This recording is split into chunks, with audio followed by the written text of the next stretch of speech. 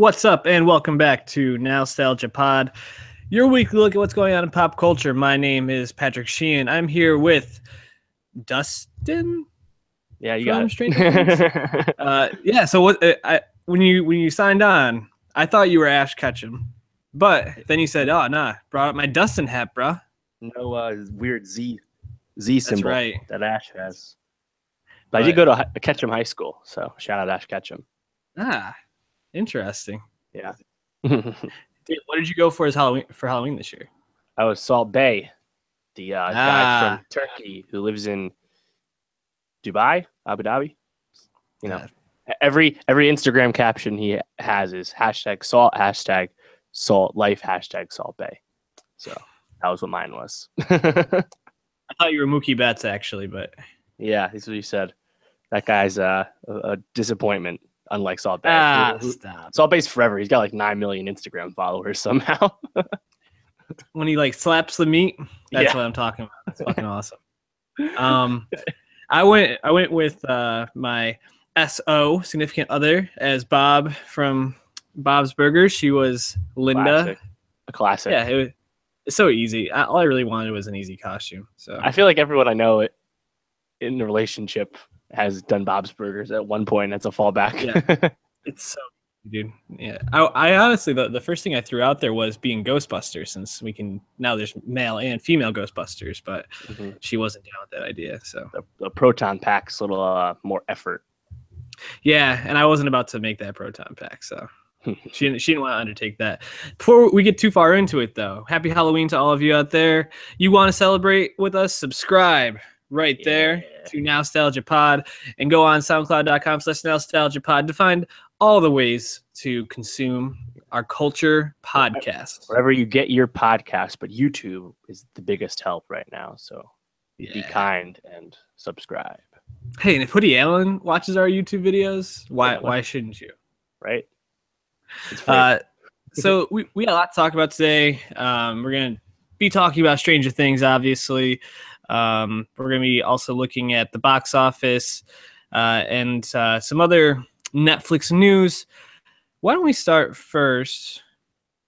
Why don't we jump in with the box office, actually, since we had maybe the worst October in a decade?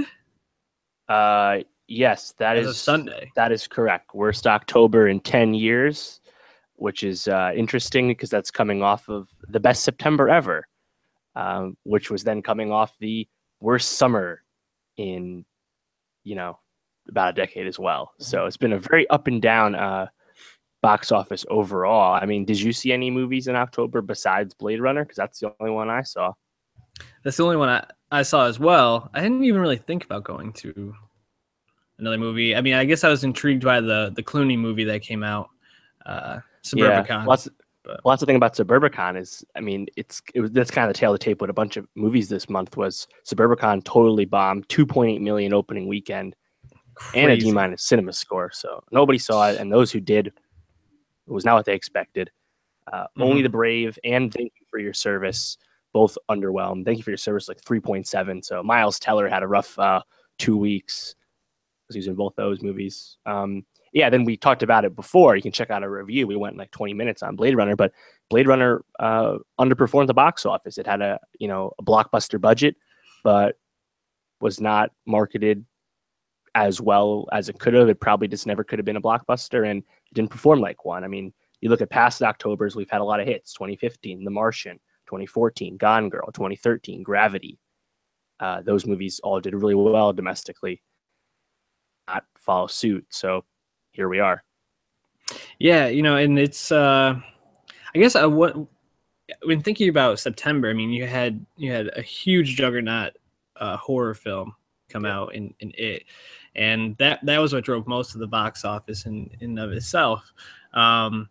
But overall, what do you make of this trend of the summer being one of the worst summers ever? This is the worst October in 10 years. Is it the quality of the movies coming out, or is it just a shift in how people are consuming movies in general? Yeah, no. So I think if you look at all the patterns, and coming into this summer, 2017 box office was up on last year, and everyone was very optimistic. And then the summer obviously dropped 14.6%. It was the first time since 2006 the summer box office didn't generate $4 billion. I think I do attribute it to the films. I mean, if there's movies that don't inspire people to go, they're not going to go. There's more competition for people's time, both, visually, audio, everything. There's more content than ever before. Us as a podcast understand that more than most people. And, I just think you have to do better. And I think the big studios will learn from this. And,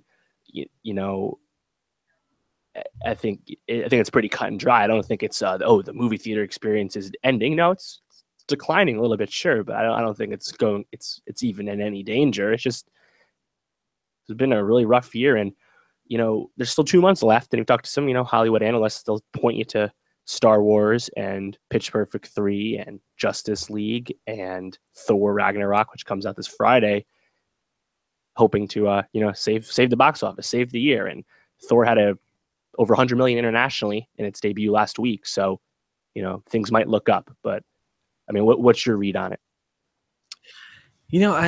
We've been talking a lot about how people just are going to be moving towards more like home viewing and consuming movies. Things like, I forgot the name of it at this moment, but like Sean Parker's project that could bring feature films into the home, things like that. And that wouldn't necessarily affect the screening room. Yeah, screening room. That's what it was.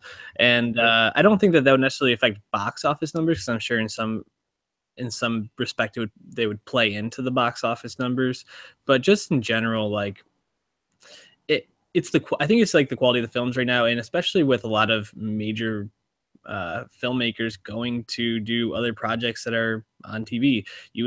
All the shows that you mentioned, or all the movies that you mentioned that are going to save the box office for the year, are all things that have been established in some way. Nothing that really came out this year, I would say, is a new intellectual property that's really grabbed people. Besides Get Out. Get Out's like the one exception where, brand new original success and good word of mouth is all you need. But the movie needs to be good. It's interesting because we're going to be talking about this with Stranger Things later, but Get Out almost had a very Stranger Things type feel, where it was something that was relatively unknown and then dropped, and then all of a sudden everybody's like, whoa, this thing is like a phenomenon. So it really almost seems like at this point it has to be something that is like considered to be universally awesome, or like you said, people are just going to take their interest to something that they know they're going to like a 45-minute Netflix show, which nothing other than the $10 subscription they pay every month, instead of paying $10 to go to a movie that they don't know if they're going to like. Right. I mean, you look at it last month too. It's, I think like the 5th highest grossing film of the year. It's really, really strong. And that's another movie where we thought it would do well, but we didn't think it would do that well. And, it overperformed and had great legs because of both lack of competition and great word of mouth. So I think it really depends on the movie and the time of the year it's released. Also, shout out LeBron James's Pennywise costume. Yeah, it's funny. I was out a Saturday of Halloween weekend, and I didn't see a lot of Pennywise, and I was like, good. That's like it's too easy, too obvious. It's the obvious thing to be. Plus, it's a clown. It's already Halloweeny. You're really going to be a Pennywise, but somebody famous rocking a really like high quality Pennywise, I'm down with that. Then watching LeBron like bust down on the dance floor, I was like, I do approve. Yeah, it's fucking hilarious. Speaking of things that could save the box office, The Phantom Thread, the new Paul Thomas Anderson movie, it's gonna be Daniel Day-Lewis's last movie. Could that save the box office this year, Dave? No, come on, no chance. You can check the Phantom Thread trailer. It's got 3 million views maybe in about a week. Not a whole lot of buzz, but not that you'd expect it. You can look at other Paul Thomas Anderson movies. Most of them don't blow the world away. They're not those kind of movies in terms of just generating tons of ticket sales. But as you said, it's the last Daniel Day-Lewis movie, according to DDL himself. He's going to retire. He's the nice ripe age of 60 right now. And so my first thing, before we get into the trailer and PTA, do you believe, DDL, that he is in fact going to retire? I think he'll take a long hiatus. I think he'll be back sometime in like 5 to 10 years, somewhere in that range. What about you? Yeah, so I could see him coming back, but right now I believe he 100% wants to retire. I mean, Sure. This guy's made 6 movies since 1998. Like, And he's he's already the most Oscar selective. Yeah, I mean, he's the only actor to win 3 Best Actors, only one of 3 actors to have 3 acting Academy Awards in general, but he's the only one that have 3 Best Actors. You know, he's the GOAT for a reason. And, you know, he's already been so selective. If he says he's going to retire, who am I to doubt him? I mean, maybe he doesn't want to be, I mean, it's not even like he doesn't want to be method anymore. He barely acts. So, you know, I hope he comes back. Obviously, he's not that old yet. You know, I mean, Jack Nicholson was much older when he finally stopped really acting. So, you know, there's hope. But you look at Paul Thomas Anderson, a director who's been around a while. This will be his 8th feature film, and he's only 47. He's younger than Denis Villeneuve. I was not actually aware that PTA was that young. But so that means that he was what in his 20s when he made Boogie Nights. Yeah, Boogie Nights was his second movie, and that came out in '97. And then it's really just a murderer's row after there. Magnolia in '99. Tom Cruise was Oscar nominated for that. Punch Drunk Love. There Will Be Blood. Obviously, Daniel Day-Lewis was excellent in that. Yep. The Master. The 2014 Inherent Vice, and Inherent Vice was actually his lowest Rotten Tomatoes score for any of his movies, and it was only a 74. So if that's your lowest rated film, you're doing pretty good. Yeah. I mean, he's a awesome filmmaker. Quick side note, fuck Mark Wahlberg real quick for saying that he hopes God forgives him for Boogie Nights. God will praise you for Boogie Nights because that's probably the only like really, really good film. I mean, he was in The Departed, but he wasn't a lead role in it. He was very good in it. He was awesome in it. If he has to ask for forgiveness for anything, he should ask for forgiveness for Transformers 4 and 5. Yes, absolutely. Also, Daddy's Home 1 and 2. You know. Oh my God, he was also in Lone Survivor, which is a pretty good film, I'll say. Yeah, sure. But Peter Berg, though, different. The Berg. But yeah, anyways, moving back to the Phantom Thread. So yeah, the trailer premiered 2 weeks ago now? Last week, like a week ago, like last Monday. Yeah, last Monday. And what were your thoughts around it? Wasn't what I expected. No, it seems it's more of definitely like a character drama, you know. And they seem to be hiding a lot of the like money scenes. You expect Daniel Day-Lewis to have a great monologue or some great example of acting. I mean, obviously he's done that. Like There Will Be Blood. There's a million quotes from that. I drink your milkshake, etc. And even Lincoln. Lincoln had these great moments, and you don't really see any of that in the trailer. And even the plot, he's a dressmaker, but it's about his relationship with his woman, so we don't really know too much, so keeping the cards close to the vest. I'd imagine this is probably the only trailer, since it's the first one and it dropped 2 months before the movie comes out. It comes out on Christmas, so I'm intrigued just because of the talent involved. But yeah, as far as what's going on and whether I'm going to actually dig it or not, who knows?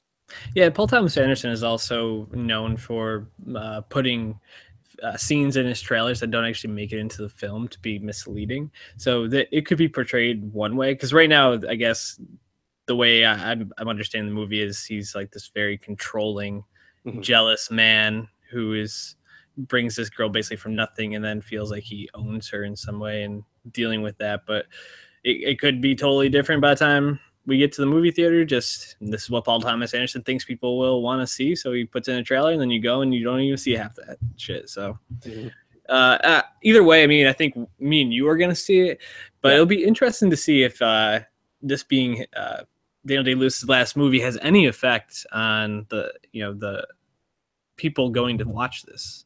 I don't know. It's a good question. It'll be competing with Star Wars. Will be in its not even its second week at that time. It comes out on the 18th or the 20th, something like that. Pitch Perfect 3. There's a few other. The Post with Steven Spielberg and Tom Hanks. That should be an Oscar contender. So it's gonna have a lot of competition. So yeah, it remains to be seen if anyone really goes to see it besides us, movie junkies that we're gonna see as soon as we heard about it. Do you think? Based off not seeing the movie, but knowing what's about, kind of seeing some of the trailer, do you think that DDL is going to get a Oscar nom for this? Just probably. Like a legacy? I mean, yeah, maybe let's look. He's been nominated. He's won 3 times, and he's also nominated for Gangs of New York. Right. The last time he wasn't nominated was the movie 9, which came out in 2009. He even got a Golden Globe nomination for that. So, yeah, I mean, if I had to bet, I'd bet that he gets nominated. Whether he wins or not, maybe wouldn't bet on that until I see the film. But, yeah, I think he gets one. I mean, if Meryl Streep can get like 30 of them, I think DDL can get his, 7th or whatever it is. Yeah, definitely. All right, why don't we jump quickly to some music talk before we jump into jumping a lot here, before we go into some TV talk. Under 3000. So since Outkast released Idlewild back in, what was that, 07, 08? Was that late? Had to be 08. He's pretty much been a recluse, and he's popped up on some tracks, especially more recently. He was on Life of Pablo. He was on didn't he do a track with The Weeknd, or 2 for The Weeknd on his album? I don't know about The Weeknd. He was with Frank Ocean on Channel Orange. Maybe that's what I'm thinking of. Yeah, nice verse on with Rick Ross on God Forgives I Don't, 16. That was pretty good.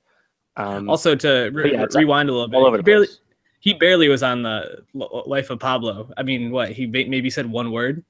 Yeah, it was background vocals, more or less. But and Idlewild was 06. Oh, 06. Okay. But I mean, he comes out with this interview recently. I think it was this past week. And yeah, it was with like GQ, I think. Yep. And he GQ style had some pretty interesting quotes in there. I mean, there's a lot to sift through. What stood out to you about the interview, or what was most interesting? Yeah, I mean, some of the pull quotes were like, "Oh, he doesn't have the pulse anymore," or "He's totally fine with not releasing another album." But I think what kind of struck a chord with me is that he didn't think he had it in him to keep up with all the younger people in rap. And we've always said that rap's a young man's game, and to stay relevant as you're older, you have to kind of evolve. That's why we applaud Jay-Z's 444 this year, because it's a great body of work from somebody in their late 40s. All of it makes sense, and it's also really good. But someone like Andre, I mean, maybe he's just worried about not delivering on the hype, because the hype is enormous and probably too tremendous to effectively satisfy, similar to Jay Electronica never releasing an album. So maybe he'd just rather. But I mean, if anyone was gonna come back as an older fellow, you'd think he could do it, because every time he's popped up throughout the years as a solo feature or whatever, it's been good.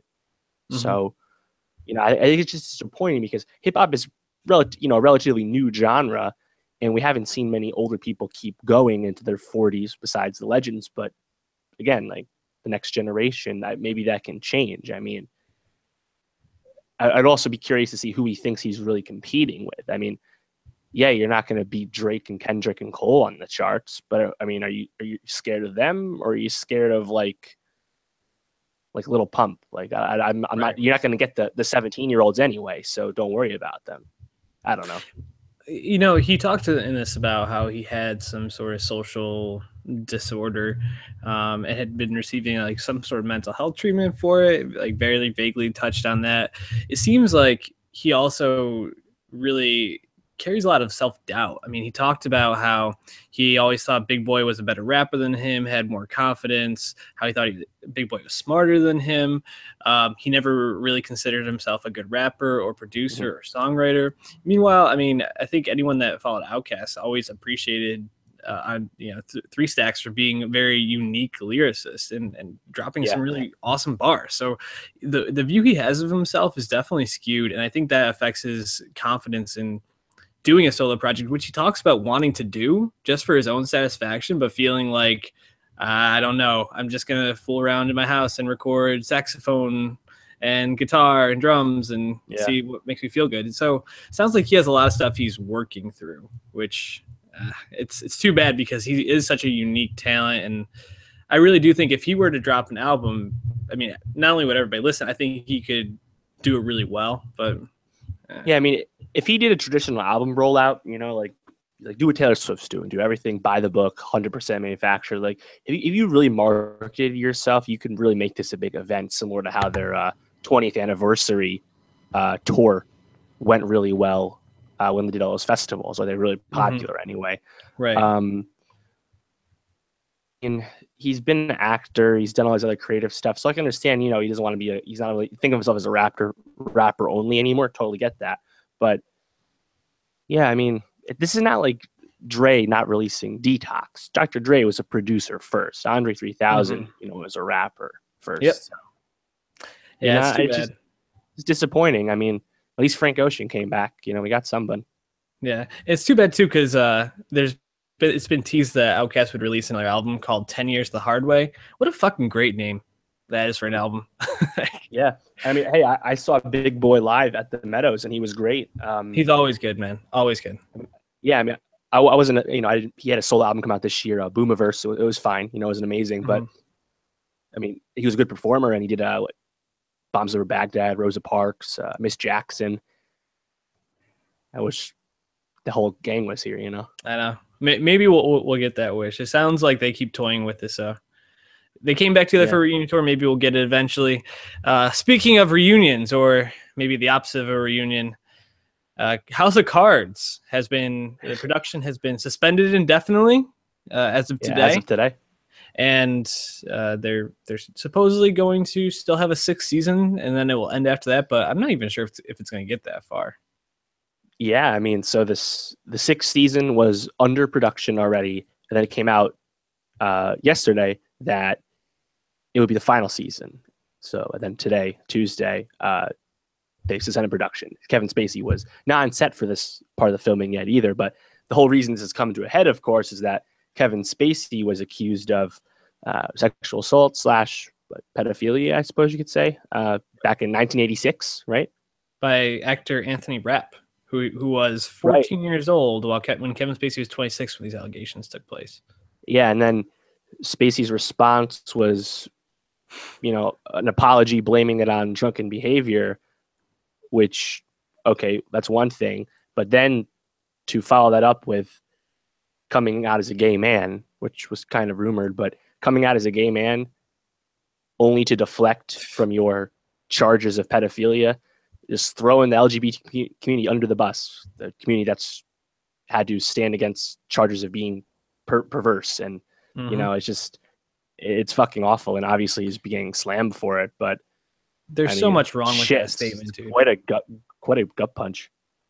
Yeah. I mean, not only like what you said and deflecting these horrible charges by blaming it on your confusion or drunkenness or sexuality, but then also to take something that's about this person who was victimized and to make it about you. It's just so self-centered and horrible. Fuck Kevin Spacey for all of this. And if I was Netflix, I probably would just cancel House of Cards at this point. I don't really know how you could release a season where people aren't going to in some way feel like it's just problematic. I mean, what are you gonna do? Is Frank Underwood gonna die of a heart attack right away? And that's that. Right. Finish it up with Robin Wright. I mean, I think from what I know from how the plot finished, I didn't see this season from this year yet, but don't do it. I think Robin Wright's more powerful now. But didn't Frank already almost die from a heart attack, or was that just the assassination attempt? I don't even remember. Who the fuck cares? But they also when they announced that the production was being suspended today, they did say they were talking about spin-off shows, one of which could be around Michael Kelly's Doug Stamper, who was probably my favorite character on the show. I really wonder if the House of Cards, brand will just be totally sullied as the show appears to have quite fallen off this year. It really had no critical buzz at all, and everyone said it was pretty bad. Yeah, I have no idea what a Doug Stamper show would look like. Would he latch on to another politician, or would he be doing like back dealings or trying to help out multiple politicians? I'm not sure. And he's already had such like an arc. I mean, he spoilers, I guess, but like been dead. But he was, what's her name? Fucking offed him with a rock, and then no, he's fine, and he's been on the show ever since. Fine, okay. But it seemed like he's already had so much up and down as a character that you really want. Mm-hmm. Is he really strong enough to base a show around? I don't know. I think Netflix will probably just kick that around, but they got enough talent and things to worry about. They don't need this spin-off show by any means. No, I don't think they do. But if they were gonna go for it, I feel like it would make a lot of sense to. And again, this is me watching the fourth season, not the fifth season. His political rival in that season was yes. What was his name? The actor. He's like a young up and coming actor. Yeah, Joel Kinnaman's character. Yes, Joel Kinnaman. Yes. Yeah. I feel like you could. I loved him very easily. Yeah, you could very easily make this an anthology type series where either you jump from politician to politician as they make this run, or sure. Yeah, that's a good idea. Things they could do. So, you don't need to keep it just as the Underwoods or just even as anyone that's actually been a main character on the show. I mean, I don't think they would do it, but throw Mahershala Ali a ton of money and give Remy Danton the star. Apparently he wasn't on much of this past season, but yeah, I mean, I loved Kevin Spacey's stuff for a while. I mean, Usual Suspects, even Baby Driver this year. I mean, to do something so. I mean, what he did in 1986 aside, that's almost neither here nor there with me. But the fact that you thought this was a acceptable response, that's what really leaves me with a taste in my mouth. I mean, something that happened so long ago. I'm glad it's coming out now, obviously, with all the Weinstein stuff and James Toback. Mm-hmm. I mean, shit's coming out. This is good. We kind of predicted this, so like everyone else. So that's great. But the fact that that's how he chose to handle it just leaves me aghast. Yeah, I mean, it's hard to say because I can't really imagine being in that position in the first place, but just having the lack of awareness of how that would come across is just baffling. But why don't we move on to some more Netflix news? So, but just 2 episodes ago, I haven't really talked about much Mindhunter. So a series by David Fincher looking at Holden. Let me make sure I get the name right. Holden Ford, who was it's based off a actual person who basically created the study of psychology and how the FBI uses that in tracking serial killers. It has, interestingly enough, this is a guy, I was trying to figure out where I had seen him. His name is Jonathan Groff. He plays Holden Ford, the main character. I had seen him on Glee. Yeah, in a number of different things. But actually where I saw him first and where I think I remembered him from was from Glee. Which I was like, how did I know that guy? But it's interesting. Also, he dated Zachary Quinto. Did you know that? Oh, I didn't even know Jonathan Groff was gay. No. So he came out in 2009 and was like, is very like well respected within the LGBT community for before. So yeah, I thought that was an interesting power couple. I don't think they're still together, but I also really enjoy Zachary Quinto. I mean, even if you might not even be aware that you know Jonathan Groff if you're listening, because he was the original King George for Hamilton, so he's on the Hamilton soundtrack. So yeah, you've had some King George in your life, I take it, Dude, he was not only in Hamilton, but he was Kristoff in Frozen. So he's basically been in 2 of like the most viral, most popular pop culture things in the last 3 years. Mainstream, like pseudo famous, like C-list guy. Yeah, right, and he also has so playing alongside him is Holt McElhenney as Bill Tench. Holt McElhenney is like that dude. Like you would recognize him and be like, I've seen him in 100 different things, but you wouldn't be able to place him. He's that guy as you were. Exactly. But this show, I'm about 6 or 7 episodes in. It's really, really interesting. Classic Fincher, very like dark sets and kind of like almost like brooding lighting, things like that. But it's really well done. It's not a heavy watch. I mean, they talk about a lot of heavy things, but there's not a lot of blood or gore. And it's kind of a slow build because you see them basically learning like and developing the art of psychology within the FBI's techniques, while you also see glimpses of probably this bigger serial killer that will end up being like the main bad over the course of the show, however long it goes. It'll be interesting because the character is based off of in real life actually went a little bit crazy from doing this. So I'm not sure how many seasons or how the character arc will actually be, but there's some really cool stuff in it. Also, Carrie Coon. So she's not in this show, but Anna Torrey it plays Wendy in this show, and she looks just like Carrie Coon the way she does it up. So Carrie Coon had to put in her Twitter bio, "No, I am not the girl in Mindhunters," which for someone who's had so many W's, that seems like a pretty big L for Carrie Coon. Yeah, shit. I mean, Leftovers and Fargo. I mean, and you have to put go to that? that? Come on. I mean, we kind of missed our segue here, but David Fincher was the one who kicked off House of Cards way back for Netflix, right, which, really put Netflix on the map before the streaming, revolution took off. So this is his next TV project. And obviously David Fincher, excellent director, Seven, another Kevin Spacey movie, as well as Zodiac. He's done a lot of great stuff. So, and Mindhunter is probably one of the best shows of the year. I haven't checked it out yet, but I'm going to definitely make time for it because it's not just one of those. I mean, we talked about Amazon and how this doesn't happen for them, but this is a show that came out of nowhere from Netflix and caught a moment in the beginning of October before Stranger Things was out, because that's what Netflix does. And not only because it catches buzz, but because it's good. So if you're into Mindhunter, let us know. You can tweet us at Nowstalgia Pod. Let us know what you think. Are you a Jonathan Groff head? Are you in the hive? Why don't we jump to Stranger Things, though? Another Netflix juggernaut. Speaking of the hive. Yeah, so we talked a lot about Stranger Things last year when it came out. You can check those out, soundcloud.com/nostalgiapod. Stay plugging. But season 2, much different in the fact that season 1 was, like we talked about, came out of nowhere, really, like you said, captured a moment, and it just became enormous. Like middle of July, too. Nothing really comes out then.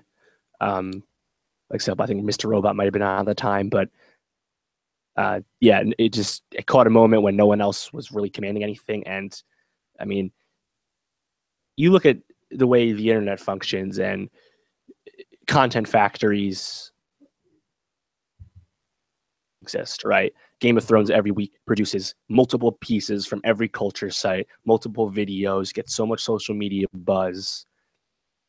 If Stranger Things was a week-to-week show, I think it would be the same case, because you look at all the content people are making for this show, drags. Every episode gets talked about. I mean, I really kind of wish it was week-to-week, just because I wish everyone was on the same page with watching it, A show this popular, this well-liked, it just sucks that binge watching breaks it up. I've only seen 2 episodes. I mean, you've seen, I believe, 3, right? Yep. Yeah. Out of 9. I agree with you. I wish it was a week-to-week show, because the buzz around it and people talking about it in theories, it would be a lot more fun to be able to share in that. But, it's longer too, I mean, even look at what happened with Westworld, everyone was talking about Westworld for fucking 10 weeks. Didn't need to do that because it wasn't that great, but I wish Stranger Things could have a length of time for the tail, but hence that's Netflix doesn't care. Yeah, that's just their model, and it's kind of crazy, because I feel like in a way it will benefit by the fact that they're just pumping out so many shows. We're gonna get so many good shows, but we're just not gonna have the I don't know, community or discussion around it that we would with these week-to-week cable shows. Which we haven't really talked as much about Mr. Robot this year, but it's been a good season so far. Yeah. So we should make some time for that next week. Yeah, agreed. We'll talk about Thor Ragnarok as well as Mr. Robot, so catch up. So why don't we Stranger Things added a lot of people this year.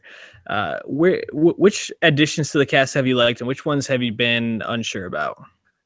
Oh, so they've added a few characters, right? Mad Max, her brother, I forget his name, the guy with the leather and the California kid. Yeah, I'm trying to. What's his name? Was it Richard Eisner, the doctor dude? Really heat checking. But my pick, of course, is the true hero of Lord of the Rings, Samwise Gamgee, Sean Astin. You mean Rudy? Fuck you, dude. Get the fuck out of here. That shit's fake. Lord of the Rings is real. Yeah, no, it's funny because he's so dweeby. but it's like perfect for him. He's like perfectly cast, and it's so good. Yeah, but Mad Max though, through 2 episodes, I didn't like her as much as I did after the 3rd episode. I'll put it that way. But I think that she's a really great addition to the kids as a team. I don't really care about the other new additions that much, but yeah, Mad Max and what's his name, Bob. Yeah, all about those two for sure. Yeah, I mean, so go ahead. So I've seen 2 episodes, you've seen 3, but I mean, one thing that done that much in season 2 for the first beginning part is that it's spinning its wheels, but kind of like holding your hand, being, oh yeah, this is Hawkins. This is why you like it. These are the characters you enjoy. You know, it's not taking the plot and throwing it at the wall like Westworld did every week, you know? But I don't know. Is that a good thing to you? Did you want Stranger Things to spread it out? Because I think that's what's happening. I think the Duffer Brothers and Netflix together, they know that this is a show that can go on a while, at least until these kids really age out. But more ideas, and you know, we can slow it down a little bit because we got seasons to fill. Is this a detriment to you? Because I still find it very enjoyable. Yeah, I find the show really enjoyable. It's just a fun world to be in. One thing that slowing it down does is they allow characters like Steve to really have moments this year. Whereas last year, Steve basically played this role of douchebag who kind of comes around in the end. He really grows as a character, and you wouldn't get to have that if you had to move the plot along as quickly as it did last year. But at the same time, I just don't know how sustainable the Upside Down is as like a big bad, but it also seems MacGuffin. Yeah. Right. But I mean, that's something that they can figure out at the end of the season, or, you know, maybe you'll go more towards the direction of like what's going on with like the government or something like that. You know, you could always just find another alien. Like that's true. Yeah. And, I think the opening scene was a cool car chase with 8. You know, obviously 11.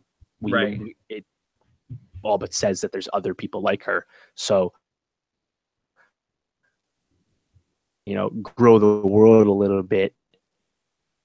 Smart, but yeah, I mean, for Ronald Reagan sign, the Terminators at the theater, and I think my favorite shot from episode 1 was at the arcade, and it's the camera facing from the arcade screen and looking at all the crew's faces as they're all like, you know, all maniac,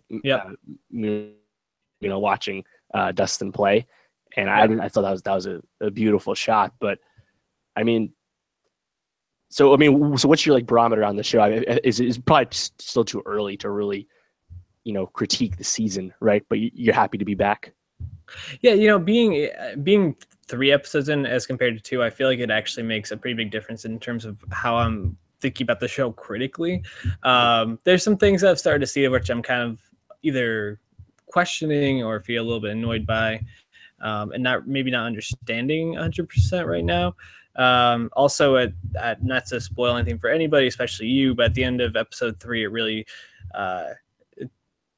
moves the plot of the season along a bit, or at least gives it a direction a little bit more of where it's going.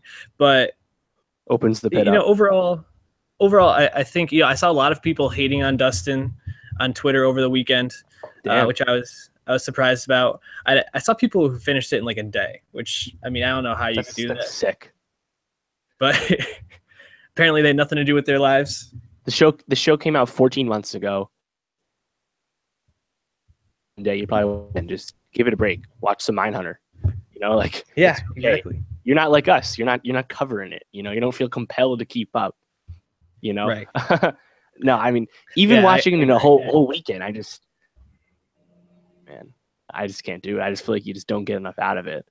Even if I'm not saying you spread it out for 9 weeks, I'm not saying that. I'm not going to do that, but I don't know. I mean, so who's your favorite member of the core cast that returned? I mean, 11 Steve goes on quite. Yeah, I mean, she's still part of the show, right? Yeah, you know, it's interesting because she's so secluded right now with the way it's set up. But but Maisie Williams just does. Not Maisie Williams. Oh my god, fucking! I was thinking about Maisie Williams because I watched the trailer for some mutant movie that she's in. For New Mutants with Charlie Heaton. Yes. Jonathan Byers is in that movie too. Sorry. Yeah, I got down a new trailer rabbit hole recently. It took me to some very strange upcoming movies, but Millie Brown, right? Millie Bobby Brown. Millie Bobby Brown, Jesus Christ. 13 years old. She's 13 with over 5 million Instagram followers. It's ridiculous. But just the way that she's able to, like, we talked about this last year, but just express so much in, like, no, not really having language, and just in these situations. There's a scene in the third movie where Hopper's reading her a bedtime story about a mother, and she asks him if she has a mother, and he's like, everyone has one. I just don't know where yours is. And like the way that her face just like falls apart at that moment, I was like, damn, I can't believe this kid's fucking 13, dude. Because there are like adult actors who can't do half of what she does. So I'm just drawn to her. In terms of the boys, I mean, I don't know. Will's so serious. Mike is also very serious. I guess maybe Dustin. I don't know. Steve. Yeah, I think Dustin and what's Caleb McLaughlin's character's name? I'm blanking. I forgot his name. Shit. Yeah, well, those two have a great dynamic, at least in the early goings with Mad Max. I think their chemistry is really strong. But yeah, Finn Wolfhard, he's Mike. He's also kind of the rising star. He was in It, of course. Mm-hmm. He fired his agent because of the Weinstein stuff. Lucas, probably. Lucas, yeah, there we go. But yeah, I mean, so I liked Joe Carey, Steve Harrington last season, and the fact that he makes, has more character growth this season. So I've been told. I'm happy to see that. Also, shout out the dude's hair; like, it's just majestic. Amazing. It got better after last season, so I don't know how that happened. What do you think about Mike's sister Nancy? Yeah, good question. So I think the whole love triangle with Jonathan, Steve, and Nancy's kind of lame. Mm-hmm. Like I thought that was some first season shit. We really got to do that, but I think Nancy could use more development. It just seems like they're retconning in this Barb grief, which is fine. Yes. I don't know how long it's gonna last, but I don't know. I wish there was more to her character than her relationships. I'm not saying she's a weak female character, but because she's not, she wasn't involved in the plot a whole lot in the beginning until she like went into the Upside Down and stuff. So I don't know. I mean, I would like her character to be built up a little more. Yeah, this Barb grief is so annoying. Obviously, it's pulling towards something a little bit bigger in some way, but it's just like, you didn't give a fuck about Barb after she passed away, like right after last season, and then now all of a sudden you're heartbroken about it. I don't know. Yeah. Again, I wonder how much of this is just that Barb was such a phenomenon last year that the Duffer Brothers kind of decided to go for this to maybe pad out the season. Could be. Who knows? But yeah, we'll see. Again, we've only seen the beginning. But yeah, the last point I think I wanted to make is I saw a lot of people like critically saying that this season didn't live up to season 1 or wasn't as good. I mean, obviously we haven't watched the whole thing, so it's hard for us to say, but it just feels like unfair criticism based on what season 1 was and what it became compared to how this season was talked about and exactly. Reported. You went from having 0 expectations to the highest expectations in one season. Exactly. It's impossible to meet that hype. Yeah. So just like Andre 3000. So anyone that's panning the show or this season of the show, which I don't know if anyone's like totally panning it, but just saying it's not as good. Just like keep your criticism in check. Yeah, I mean, again, it's a show that's unabashedly influenced by the 80s. John Carpenter, Steven Spielberg, like that's the point. That's what makes it fun. It's not that hard. It's not even like Mindhunter. You just watch the show, have a good time. A lot of stuff. Exactly. So, well, I think we'll wrap it up there for this week. We support the show. Yeah. So we're gonna wrap it up there for this week. Follow Dave at Martin Swagger. Follow me at Sheeny World Peace. End the show at Nowstalgia Pod. Give us a subscription, rate, review on iTunes, and go to soundcloud.com/nostalgiapod for all our content. probably some Mr. Robot. You said Thor next week as well. I'll try to get to see Thor. Maybe we'll touch on the Deuce if I can catch up. I'm not sure I'll be able to. Sam Smith album out Friday as well. Oh Lord! So I think that's one. What was his most recent song? Burning. Wasn't as big. Wasn't that high on that one? So yeah, we'll see. Anyways, if you have any thoughts for the show, let us know. We want to bring you the best content possible. If not, have a good Halloween. We love you.